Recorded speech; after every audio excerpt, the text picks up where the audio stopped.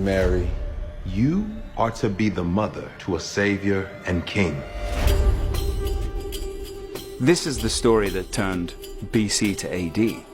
Everything changed with the birth of Jesus.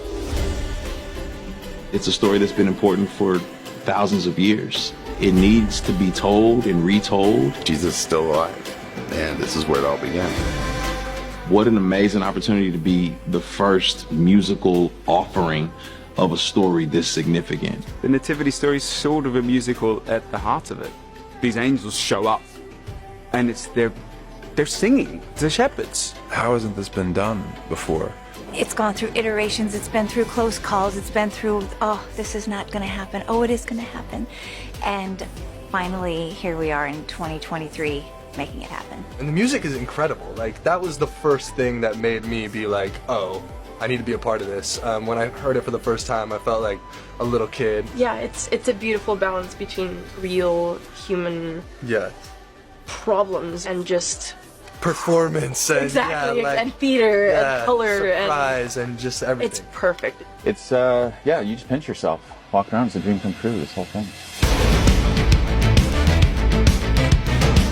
The character that I play is fun, scary, and it's cruel, and it's tough. A king doesn't need to be loved, only obeyed and feared. What he portrayed and what he embodied when he was playing her is exactly what was in my head. He embraced the movie, the story, the way we're telling it.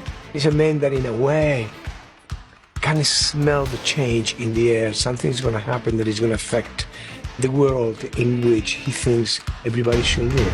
Something is happening, somebody is coming that is going to change that. They shall call him Emmanuel, God with us.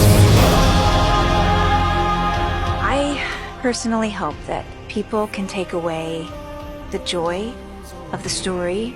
The joy and the hope that is revealed to Mary and ultimately to the world. From the very beginning, Adam wanted to tell a story about the fact that God has bigger plans for us than even we have for ourselves. I hope that at the end of the fun and the music, that they are reminded of that truth.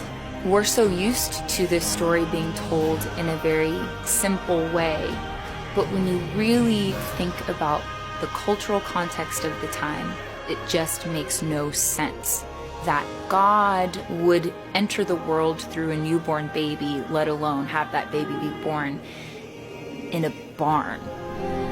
Looking down upon this brand new life I see, Emmanuel, our Savior and King. It's now time for the close-up. I think we all remember when we were little going to the movies and just being like so in it, you know, and so drawn to something that feels much bigger than life. People will experience the journey of Mary, this young girl who has the weight of the world on her shoulders. Just a unique vantage point and perspective that really does stay faithful to God's story, but at the same time adds so much color.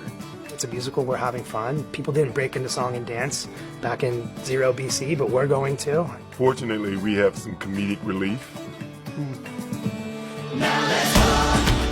We're telling an important story with eternal value, but we're having a lot of fun doing it with this music and dance that I think kind of pierces through defenses in hearing the story and opens hearts and minds up to hear it fully. It's going to surprise people. People is going to laugh. It's going to have a great time. It's going to get emotional. You got a range. You know, we have the Mary and Joseph storyline. We have the Magi storyline. The King Herod and Antipater storyline. It's funny. It has heart. It's just breathing. It's moving. It's absolutely everything.